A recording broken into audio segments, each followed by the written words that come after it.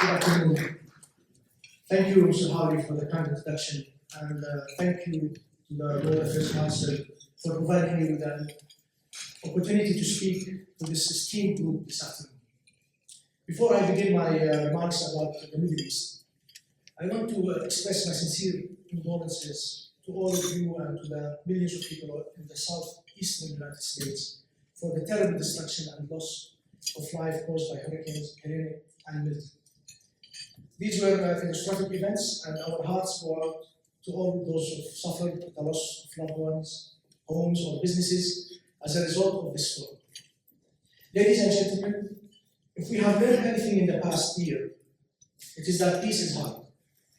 It's been hard to achieve in Europe, in Africa, in South America, in the Far East, and as well, we'll be discussing, it's been especially hard to achieve in the Middle East. And it certainly isn't for lack of trying.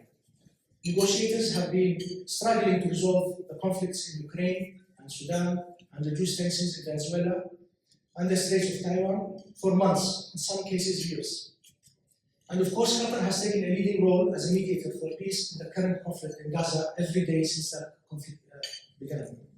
Our negotiating team have all worked tirelessly to end the conflict in Gaza and secure the release of the hostages held there. We had some success back in November when we helped organize temporary ceasefire and the release of 109 hostages held by Hamas in Gaza and 240 Palestinians held by Israel. And to be honest, we were hopeful back then that those initial steps would lead to an end to the war, sooner rather than later. But of course, it wasn't to be.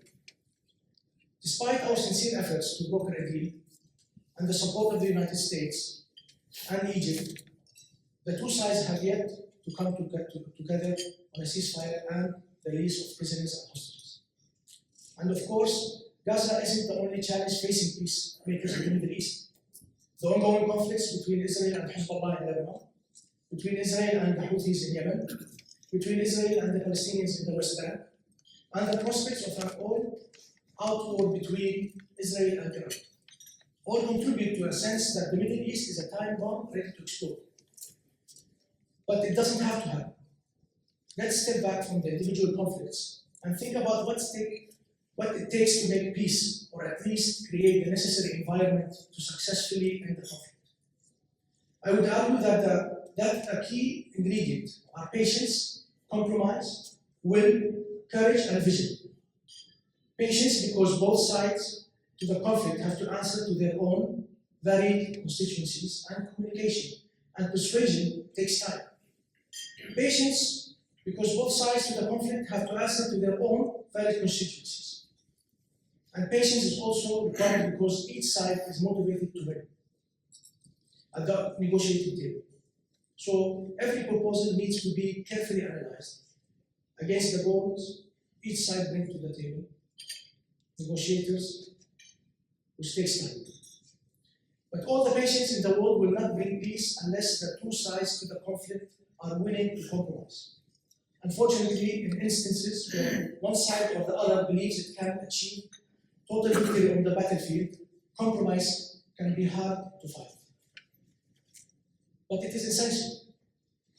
In the Gaza negotiations, it is clear that neither the Israelis nor Hamas are going to get everything they want. And the fact that one side or the other keeps moving the goalposts, a useful American expression, only makes compromise hard to achieve. The third key requirement for success, in my mind, is will. Both sides need to want the conflict to end. And both sides need to have the political will to achieve the result.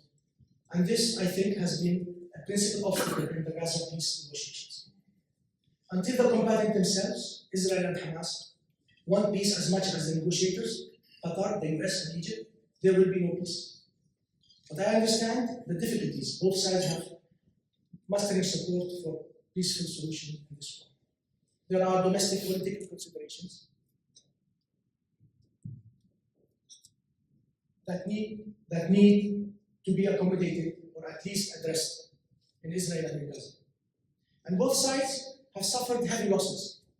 The Israelis, who lost 1,200 citizens on October 7, and more recently 6 Israeli hostages who were murdered in captivity, and Hamas with the loss of more than 41,000 Palestinians in Gaza since the war started, and 41,000. Understandably, the desire for revenge is great on both sides, which is why a peaceful solution to this war will require special courage. Courage like Anwar Sadat and Menachem Begin showed when they signed the Camp David Accords in 1979. History tells us that it was not easy for Sadat to persuade Egyptians that it was in their interest to make peace with Israel. And it was equally difficult for Begin to persuade his fellow conservatives in the Likud party and the settlers who lived in Sinai Peninsula to come to an agreement with Egypt. Sadat, of course, paid for his courage with his life. But today, some 45 years after, they signed the accords. Egypt and Israel remain at peace. More than courage, I would argue, Sadat and Begin had a vision. Both men were able to imagine a future where Arabs and Israelis could live side by side and peacefully coexist. We need that kind of vision now in the Middle East. As an Arab, I would say that the difficulty in imagining Arabs and Israelis living side by side dates back to 1948. Back then, the Palestinian people who were displaced by the creation of Israel were promised a homeland of their own. But today, 3/4 of a century later, that promise still has not been fulfilled. As a result, there has never been real peace between the Israelis and the Palestinians, or between the Israelis and their Arab neighbors. The solution to this problem is obvious: the creation of a Palestinian state, under a formula commonly known as the two-state solution. Israelis and Palestinians living in secure, independent, autonomous, sovereign states, side by side. 2 states for 2 peoples.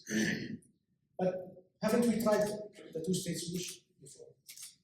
Wasn't that the goal of the Oslo? Yes and yes. But that was then, and this is now. This is 2024, not 1995, and not 1948. I know, bring up the two-state solution or the notion of a Palestinian state, and you normally get eye rolls and people for the exits. At which point I like to ask people in the audience to do a little thought experiment. Do you think there will be peace between the Israelis and the Palestinians a year from now? I'll ask, and typically I'll see few hands. There are always a few optimists. How about 5 years from now? I'll ask, and maybe a few more people in the audience will raise their hands. And how about 100 years from now? I'll ask at which point all but the most cynical people in the audience will probably raise their hands. Why? Because I think we all assume, or at least most of us assume, that the two sides will find some way, sometime in the next 100 years, to live together. To end the endless fighting and killing and dying and find a political solution to this conflict. To which I always say, so why not make them now? The last year in particular has shown us that the futility of river to the sea politics on both sides.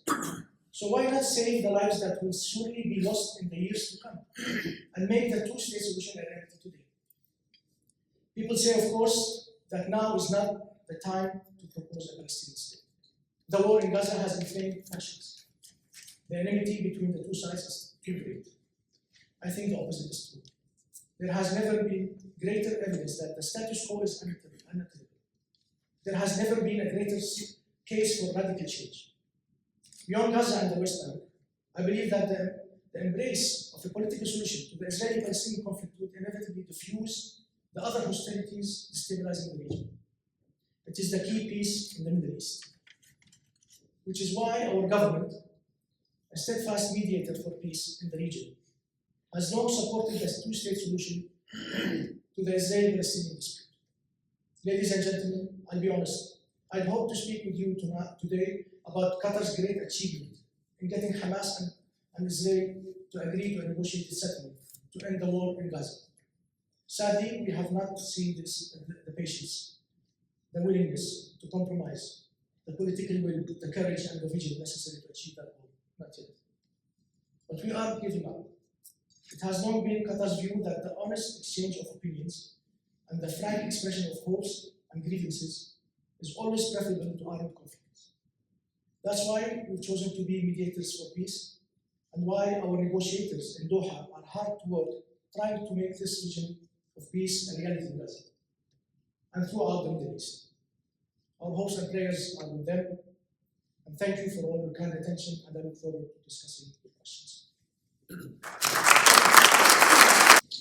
Your true commitment to peace. I'm Dave Calloway. I'm a member of the board of the World Affairs Council, and I'm the Global Health Security Officer for Advocate Health. The way this is going to run is I'm going to ask 3 questions. Hold me to it so I don't go off into a rabbit hole. We're then going to open up questions. Students, you get priority. All right, so I'm going to come to you first, so think about what you want to ask and then you've been prepped. And then we'll open it up more broadly. Does that work for you, sir?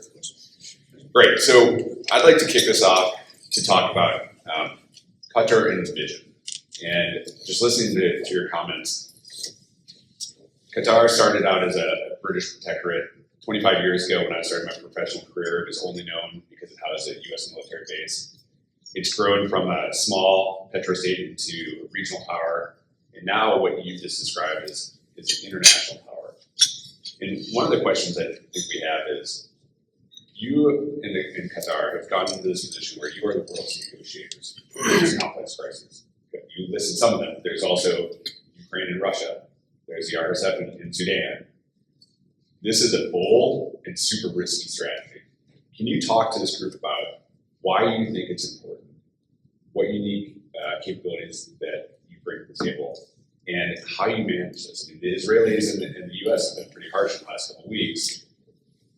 This could be disastrous. Can you talk to us a little bit about it? Thank you. Thank you for this very important question. We really, in Qatar, started believing in engaging internationally because we felt that someone has to do this. Someone has to create a space for people to come together and talk. Creating a space doesn't mean we agree with either of the parties, but we truly believe that there is no other way than sitting together and negotiating. Confrontation, we have seen in the past, did not really achieve anything. We've been Palestinians and Israelis in confrontation for the past 80 years. So not only we believe that negotiations and diplomatic discussions are the best way to achieve sort of kind of a settlement, but also it's a way for us to help not destabilize the region more than what it is. We get a lot of criticism for what we do in some cases, but we truly believe that this is the right thing to do, and we're going to continue. Because what happens, for example, in Gaza and in Israel, what happens in Lebanon, what happens in Iraq, or what happens in Yemen is going to affect us. Not only Qatar, but it's going to affect everyone. And we have seen what's going on here in the US due to this conflict. So for us, we are trying to really create a space where conflicted parties can come and sit together and try to solve these differences. I think we've been successful because we don't have a hidden agenda. Parties trust that Qatar is just trying to mediate and bring some understanding between the conflicted parties. And we've been successful in gaining the trust of the people who are involved in these conflicts. And just for people, so the Taliban in the United States, the two warring parties, the RSF and the Sudanese military, the Houthis and the Yemeni government. I mean, these are the people that the Qataris are brokering relationships with. So just think about the complexity of that. And I'm going to go over here the next time because I just realized I'm like blocking the camera. No, you're good. When I get out of your way, I want you to be the highlight. So continuing with vision. Qatar has put out their vision for 2030 related to social development, human development, economic development, environmental development. Qatar is also one of the leading producers of oil and gas and LNG exporting some of the greatest reserves. My other job is as our climate security guy for the health system. Climate change, the WHO and the World Economic Forum have both called the premier threat of the 21st century. you're in a very powerful position to be able to think through the security and economic transition side of climate change. How is Qatar looking at this problem set of transitioning from a fossil fuel-based economy into a future economy while also addressing climate change, since 97% of your population lives in flood zones that are susceptible to ocean rise? Thank you for raising this very important question. We really are concerned when it comes to climate change. And although Qatar is a producer of energy and oil, but we are very alert to this. And Qatar energy investments taking into account environmentally friendly technologies. We acknowledge that there is a big challenge, but we also need to be realistic. We all of us want to save the environment. It is our planet, it is where we live. However, but we need to be realistic. We believe that the energy is the cleanest transition energy that can lead us to where we want to go. I don't think going too fast is going to help us all. We need to be realistic again, because a couple of years ago there was this quick movement towards clean energy, renewables, which affected negatively the economies worldwide. So when it comes to this issue, we are attentive to it. We are working hard with international partners. As a matter of fact, the Qatar Investment Authority, which is the investment arm of the government, stopped investing in energies if it's not renewable energies. So we are shifting, but slowly. We are going there, but slowly and steadily. So this is something that we are concerned about. We are also realistic. A just transition and a common sense transition. And then the last question, following up on this, when we were just eating our lunch, you mentioned that Qatar has invested $70 billion in the United States in your time in the last 7 years since you've been here. And you also discussed how the investments of your profits are important for securing the future the future generations of Qataris. Can you talk a little bit about how you look at subnational diplomacy and economic engagement as a strategy for Qatar, and then the importance it might have in a place like North Carolina and Charlotte?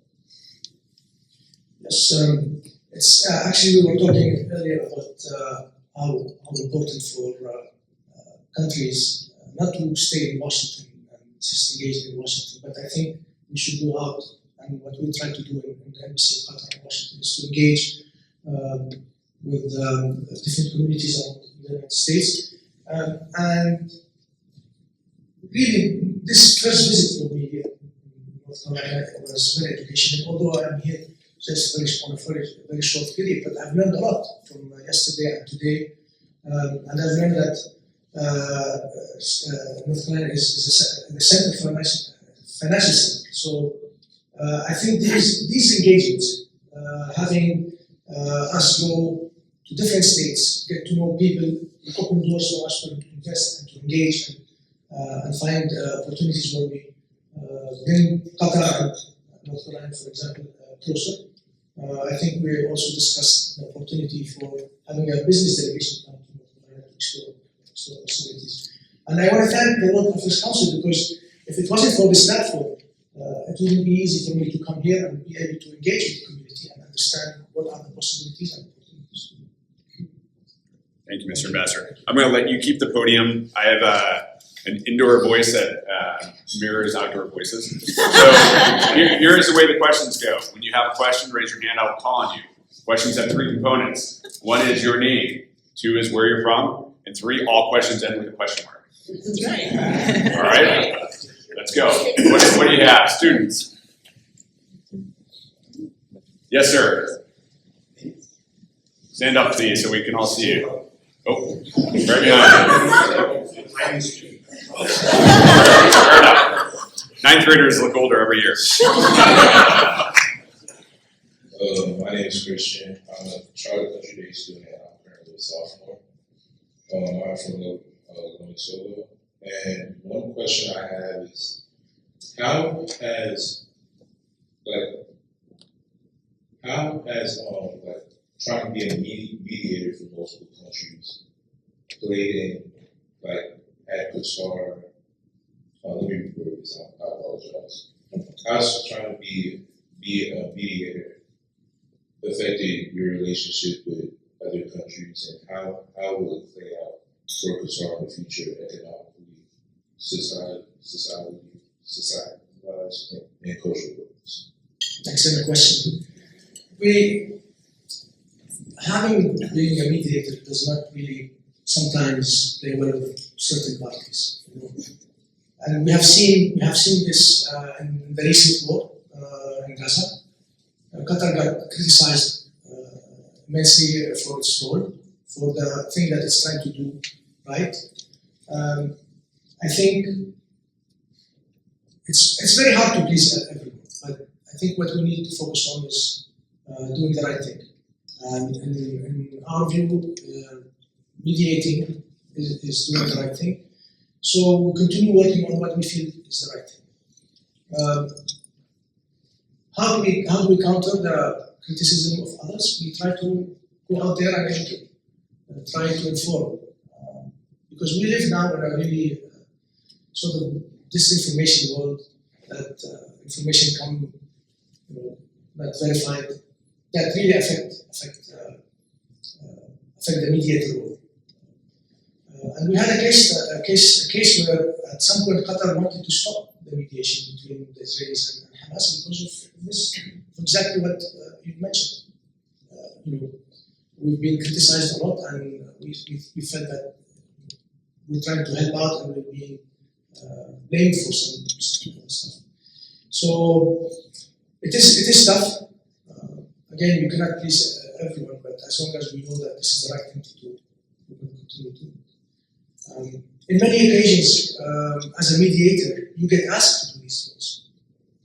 Sometimes we volunteer, but in other cases, we get asked to do it. So, in many cases in the United States, when it was for Afghanistan, or now with the Gaza war, it has been asked from the United States for us to engage. So, an important point, one that I didn't know either, is the U.S. has asked the Qatari to help mediate some of these engagements. So, very, very important. Yes, sir. Oh, sorry, back.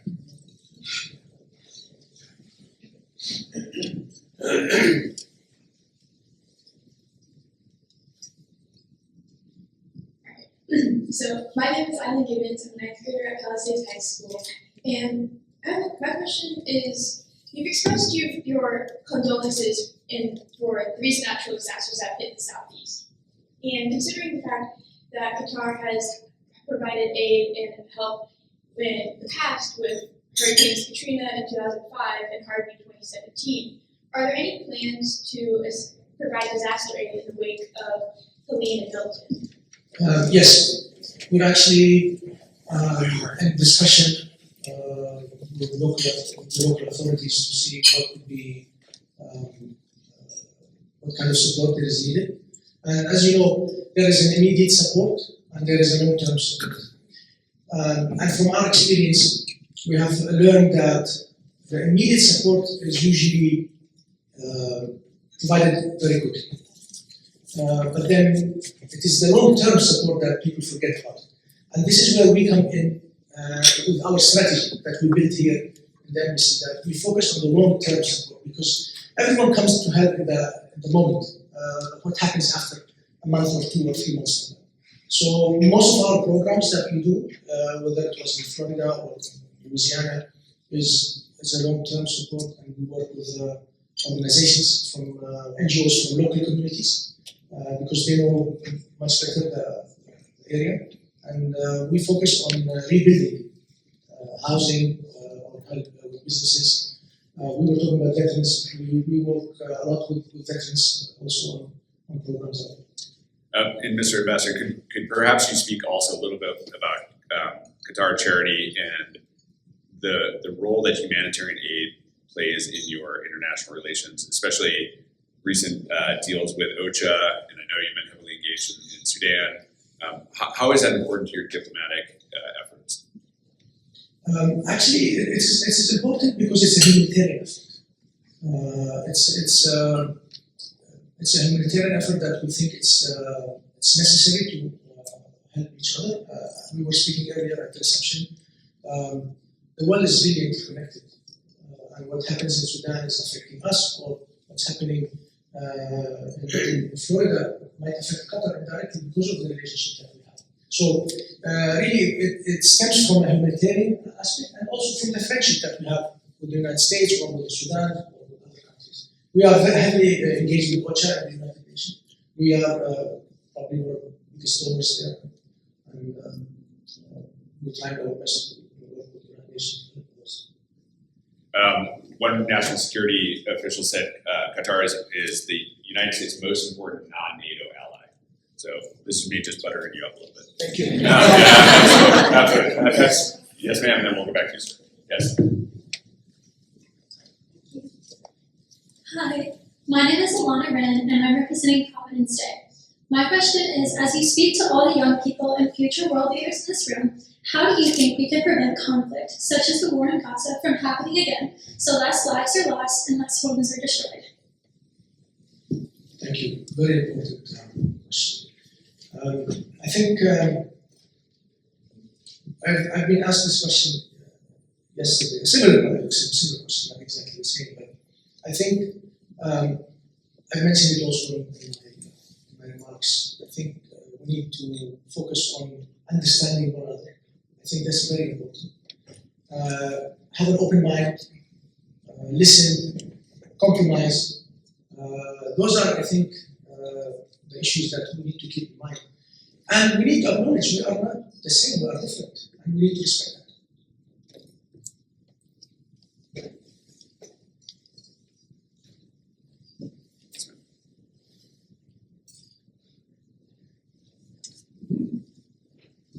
Don't be offended if I ignore all the old people in the room. these are our future leaders here. Hello, my name is Sheikh Meshal, and I am in 11th grade in high school at Central Piedmont Community College. I think you touched base on this a little bit in the beginning, but from your perspective, is there any chance of the current genocide in Gaza coming to an end soon? And if not, what are the factors that are responsible for the ongoing conflict in Palestine and now in Lebanon? I really pray that the war stops between Israel and Hamas and Israel and Hezbollah. We pray for all these lives to be saved. We need to stay optimistic. I mentioned in my remarks that we're going to continue working hard to make sure that this war stops. I think there was a new development this morning. I'm sure that everyone has seen that. I hope that this will play a significant role of convincing the Israelis to sort of come to the table and then discuss the ceasefire. I think this is what I can tell you for now. Thank you. And, for reference, in case people missed it, there's reports that Mr. Sinwar from Hamas was killed in an Israeli strike. Sorry, you had a second part of the question. You mentioned what was the second part of the question? I'm sorry. I was asking I was basically asking what are the factors that are responsible for the ongoing conflict in Gaza and now in Lebanon? I think if we talk about Gaza, I think the Palestinian statehood is the major factor. And I mentioned that the two-state solution is important to diffuse all tensions in the Middle East. So I think if we can have a process where the Israelis and the Palestinians sit together and a meaningful process that leads to a Palestinian state, I think many of the problems in the Middle East would be resolved. Yes, ma'am. Hi, my name is May. I'm a nursing student at Central Piedmont Community College. And my question to you, it's been said that the epicenter of terrorism and instability is moving more from the Middle East and into North and Western Africa, places like Mali. And I wanted to know what you thought about that. Like, what do you think the US and Qatar should do in that conflict? Like, especially a place where it is so anti-Western influence. What's our role in providing aid to an area that maybe doesn't have as much economic impact? I think, Africa is extremely important. It has extremely important resources for the world. So I think it has an impact. I think also Qatar, the United States, the international community, especially the United Nations, needs to really work hard on working with the countries in Africa to have good governance and empower governments there to be proactive and push back on these terrorists. But when we talk about terrorism or any conflict, we really need to go and look into the root cause of this. And we really need to study what's causing these groups to flourish in Africa.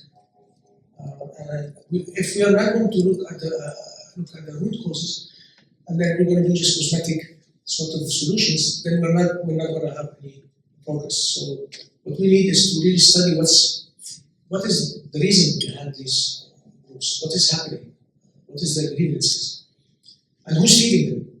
That's important also. Mr. Messer, could you dig a little bit actually more into Africa? So Africa holds the majority of the stores for rare earth metals, critical minerals, for EV batteries, the transition to renewable energy. It is the next front in sort of the economic warfare of the future. What is Qatar's strategy in terms of diplomatic and economic engagement, investment in the continent, as it relates to some of the root causes of the instability that was just brought up? Look, our strategy there is to really work with stable governments that are recognized and working hard for them. So we have a lot of engagements in Africa. I can give you an example. It's proven that it's a great case study, and that it's attracting investment, and we're going there. It's because of the governments, because there's state stability, there's security, and we try to help by investing there. So it is a responsibility of the governments there to really act and create the environment where it can attract people, attract countries like Qatar to invest there and help them develop the economy. Yes, sir. Making Matt here steps in. Hi, I'm Jack from Providence State School, and my question is, so obviously some of the conflicts you talked about are really close to Qatar on the map, and so will Qatar always play as the mediator in all the conflicts, or will it have to take some side on some? Well, we hope we don't take sides. We hope we continue playing mediators, because if we take sides, then the conflict is already out of hand. And for us, it's really important to address the conflict before it gets worse.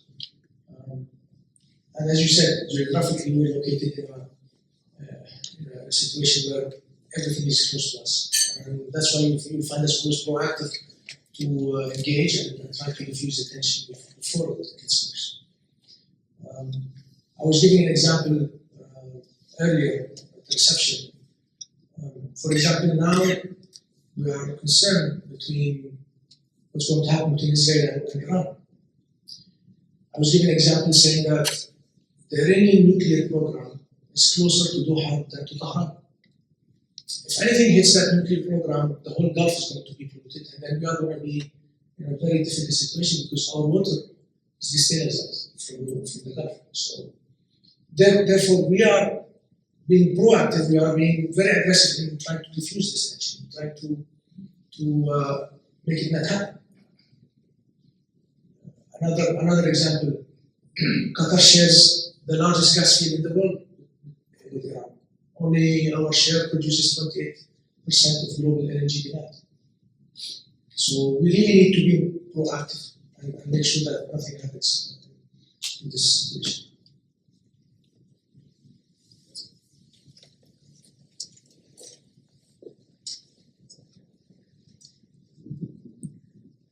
As Qatar, I'm City Glory from Province Day. And as Qatar grows its economy, how does providing aid to other countries all the time affect that? Well, there is a percentage of the annual budget is allocated, and we are blessed with LNG. So I think with that, we really need to continue to help others in the region and everywhere else.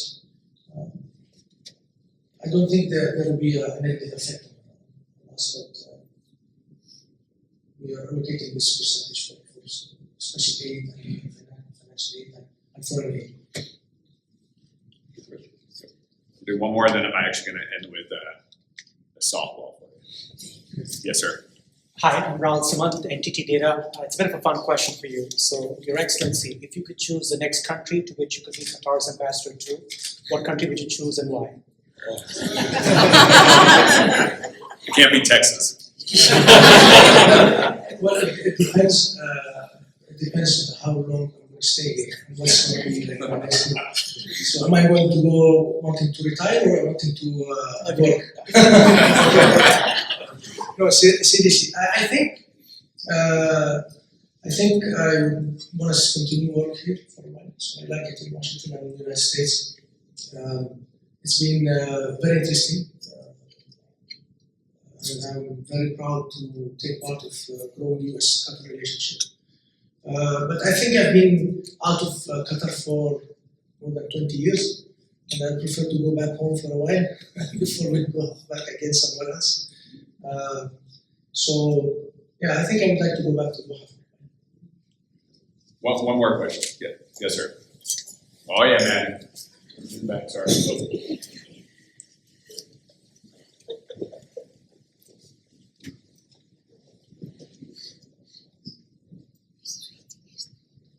Hi, Mr. Ambassador. How do you see the future of Iran in the global political sphere? Do you see a chance for Iran to join the rest of the world by normalizing relationships with the United States and even possibly Israel in the future? Very good question. I think what we have heard from the Iranian president lately, that he's really open for a relationship with the United States. As for relationships, and I cannot speak on behalf of the Iranians, I just can tell you what I think. The Iranians look at the normalization with Israel from the lens of resolving the Palestinian-Israeli conflict. And a lot of other countries really look at that also from that perspective. So I think it is possible. It is possible. I think it's going to be more easy to have it with the Americans as a first step, but I don't see it difficult happening with the Israelis as well. But again, we have to go back and really have some compromises. Both parties have to have a compromise, and both parties have to be willing to do that. Thank you. All right, the last question, sir. So you laid out a great overview of the complexity of what you do on a day-to-day basis. A lot of very heavy topics. Within your job, what still gives you joy? What inspires you as you look towards the future? I think I'm an optimist by nature, and my engagement, the opportunity to talk to people, such distinguished gathering like this,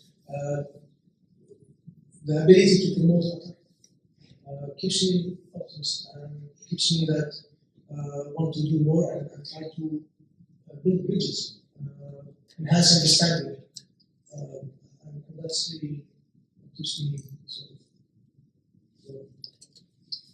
Well, please join me in thanking the ambassador.